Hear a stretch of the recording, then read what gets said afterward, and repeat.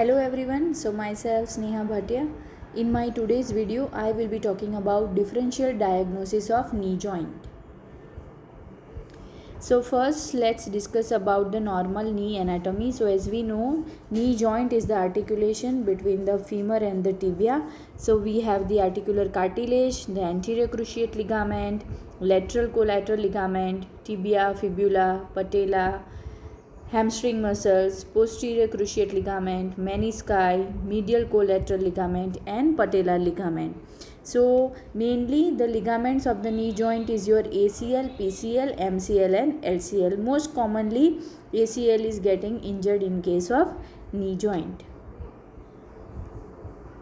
So again this is the picture. We can see anterior cruciate ligament here. We can see the lateral meniscus, the lateral collateral ligament, medial collateral ligament. We can see the patella. Okay, so knee joint is the articulation between the femur and the tibia. Also the patella is articulating with the femur, that is called as the patellofemoral joint. We can see the posterior cruciate ligament. So ligaments also play important role to provide stability to the joint. In case of any ligament injury, the joint will start buckling and the patient will have giving way sensation and the patient will have unstable knee joint. So knee pain is very common presenting complaint with many possible causes. So when the patient comes to OPD with the complaint of knee pain, there can be many possibilities. So teenage girls and young women are more likely to have patellar tracking problems such as patellar subluxation and patellofemoral pain syndrome, whereas teenage boys and young men are more likely to have knee extensor mechanism problems such as tibial apophysitis and patellar tendonitis. Referred pain resulting from the hip joint pathology such as slipped capital femoral epiphysis, which is also called as SCFE, also may cause the knee pain. So depending on what is the age group of the patient, what age category they are falling into, and depending on that we can think of many differential diagnoses for the knee pain. So active patients are more likely to have acute ligamentous sprains and overuse injuries such as Pace-Anserine bursitis and medial plica syndrome. Trauma may result in acute ligamentous rupture or fracture leading to acute knee joint swelling and hemarthrosis.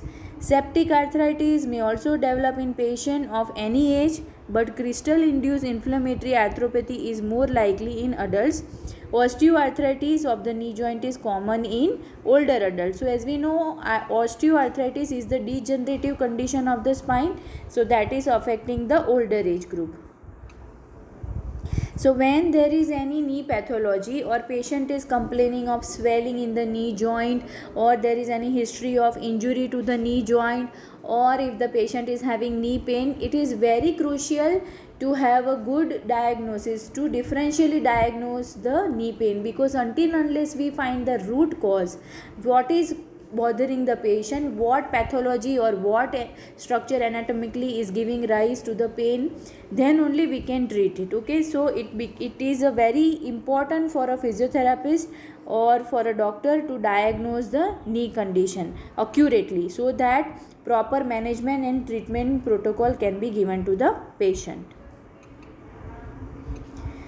So if we divide the patients into three categories, that is the children and the adolescent, the adults and the older adults. So when the patient is coming with the complaints of knee pain and we categorize them from their age criteria, there are different conditions which we can think of. For example, when the child or the adolescent group is coming with the pain or with the complaint of knee pain, then it can be because of patellar subluxation, it can be because of tibial apophysitis, which is also called as Osgood Schlatter lesion, it can be because of jumper's knee, that is also called as patellar tendonitis. If the patient's age criteria is falling into adult category, then it can be, the knee pain can be because of the patellofemoral pain syndrome, medial plica syndrome, Pace-Anserine bursitis, or it can be because of trauma. There can be ligamentous sprain, there can be injury to the anterior cruciate ligament, medial collateral ligament, lateral collateral ligament, or it can be injury because of trauma to the meniscus. Okay, so meniscal tear can be there, which can give rise to the pain of the patient. There can be inflammatory arthropathy, it can be like rheumatoid arthritis. Okay, so when the patient is falling into adult category and they are complaining of knee pain, there are certain conditions that we have to think for. That is why in our assessment, when we take the assessment of the patient, in demographic data we ask the name of the patient, and the next thing we ask is the age of the patient. Why we are asking age of the patient in our history taking? Because depending on the age criteria, we can think of some clinical condition which the patient may have. Now if the patient is falling into older adult category, then it can be osteoarthritis, that is the degenerative condition of the spine. It can be crystal induced inflammatory arthropathy, it can be gout, it can be pseudo gout, it can be also popliteal cyst or Baker's cyst. So now coming to the differential diagnosis of the knee joint, if the patient is complaining of the anterior knee pain, so in this table we can see the disorder, what can be the possible diagnosis and what is the treatment. Okay, so if the disorder is, if the patient is having anterior knee pain, then it can be patellar bursitis. Okay, so how we will diagnose if the patient is having patellar bursitis? On from our inspection and through palpation. Also, one of the characteristic feature of bursa pain is that the patient will have pain at the rest. So if the patient is complaining of pain at rest, then we can think of bursa. Treatment for that is from aspiration or infiltration or surgery. Then anterior knee pain can also be caused because of subsynovial hematoma. So how we will diagnose that? There will be history of local blow, there will be marked limitation of flexion and normal extension, and the treatment will be from aspiration. Suprapatellar tendinitis, it will also give rise to anterior knee pain. So if the patient is having suprapatellar tendinitis, there will be painful resisted extension, tenderness at the upper border, and treatment is deep friction can be given. If there is infrapatellar tendinitis, then also it can give rise to anterior knee joint pain. It will, in that case, patient will have painful resisted extension and there will be tenderness at the lower pole. If quadriceps expansion tendinitis is there, then there will be painful resisted extension and patient may have lateral or medial tenderness. If there is infrapatellar tenosynovitis, then also it can give rise to anterior knee pain. Patient may have crepitus, local tenderness and painful resisted extension will be there. If apophysitis is there, then it can affect the boys between 10 and 15 years of age. There will be local pain and tenderness and rest is given as treatment. If there is recurrent dislocation, then also it can give rise to anterior knee pain. It can cause attacks of collapsing, swelling and anteromedial pain. Positive apprehension test will be there and there will be decreased Q angle. So we can give taping, okay, and we can give training of VMO muscle and we can give bracing also. If it is patellofemoral pain syndrome, then it will be dull pain also during sitting. The pain will be there. Patellofemoral pain syndrome, patient will also complain of pain while ascending and descending stairs. There will be increased Q angle. Hypertrophied lateral bends will be there. Crepitus will be there during squatting. Again, here we can give taping and we can give training for VMO. If patellofemoral arthrosis is there, then it will cause anterior pain during walking upstairs. Crepitus will be heard and sometimes pain will be during sitting. Infrapatellar strap can be given in this condition. If there is sprain on the anterior cruciate or anterior insertion, then it can be because of trauma. The patient will also show a capsular pattern of restriction, okay, and in chronic stages only a positive anterior drawer test will be there. So these are the possible disorders which we can think of when the patient is having anterior knee pain. Now if the patient is complaining of lateral knee pain, then it can be lateral coronary ligament. So it can be because of rotation trauma or it can be because of painful internal rotation. If there is lateral collateral ligament injury, again that can be because of trauma or road traffic accident. It can be because of painful varus. If lateral menisci tear is there, then there will be locking and manipulative unlocking can be done. Symptoms of sprained laterally coronary ligament will be seen. If there is lateral meniscus cyst, then there will be pain on standing and palpable bulge on extension. If there is discoid meniscus, then it can occur in children and adolescents. Symptoms of internal derangement will be seen here, and arthroscopic diagnosis can be made. So arthroscopic procedure can be followed to have better look at the injury. Also the patient can be sent for MRI. MRI and arthroscopy can give us the accurate diagnosis.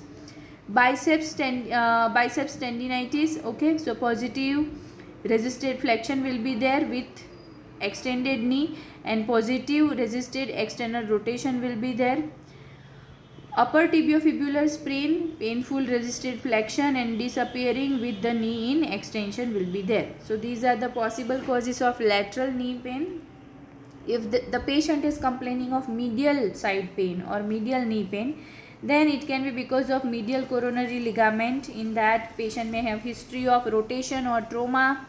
Painful lateral rotation will be there. Local tenderness can be seen.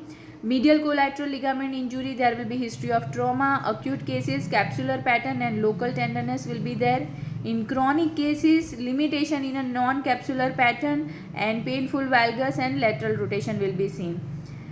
Again, there can be plica syndromes. Okay, so plica syndromes are present. Then vague medial pain will be there. Sometimes twinges, painful arc will be seen, and local thickening and tenderness can be seen. If it is loose body which is giving rise to the pain, the patient will be of middle age. Twinges will be seen usually on walking downstairs.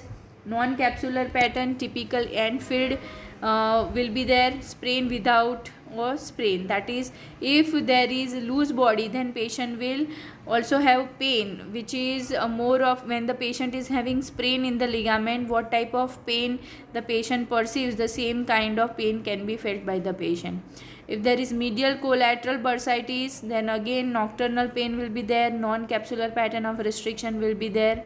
Swelling will be seen. Painful valgus and external rotation can be seen. If it is medial menisci injury, there can be locking which is present.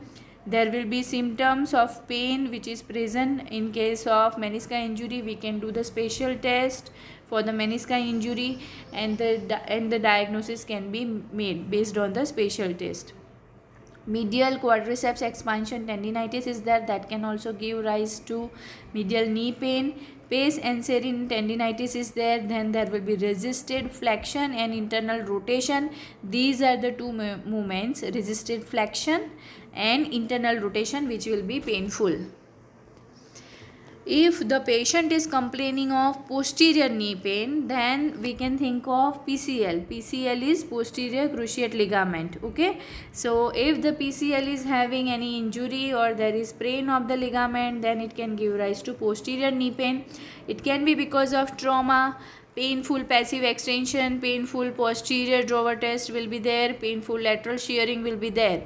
Anterior cruciate ligament which is having femoral insertion on the posterior aspect of the knee, if that is having any trauma or any injury to that portion, then it can give rise to posterior knee pain. Popliteus muscle injury is there. Okay, then again because of trauma there can be popliteus muscle injury which can give rise to pain. There will be painful squatting and walking downstairs will be painful. If MCL, that is the medial collateral ligament injury is there, again it can happen because of trauma, that will give rise to posterior knee pain. In chronic stage of MCL injuries, there will be slight non-capsular pattern and passive external rotation and valgus is seen.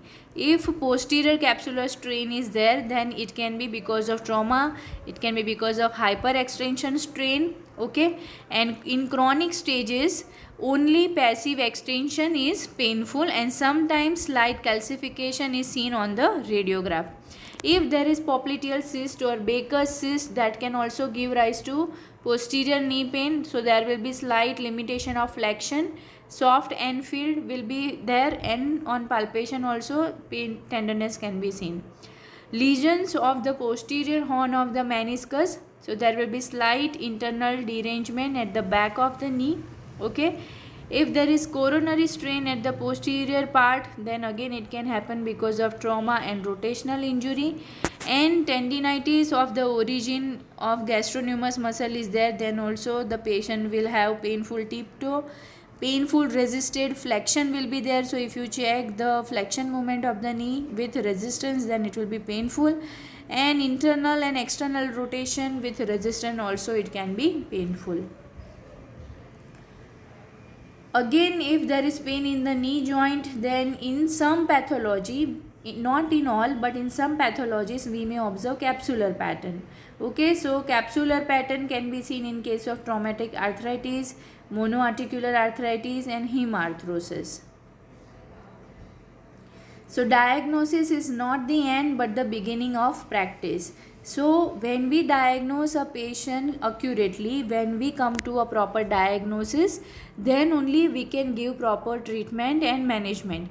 If we don't make proper diagnosis, then our management and whatever exercises or the treatment protocol that we are following for the patient, it will not give relief to the patient. So it is very crucial and important that we make the correct and accurate diagnosis.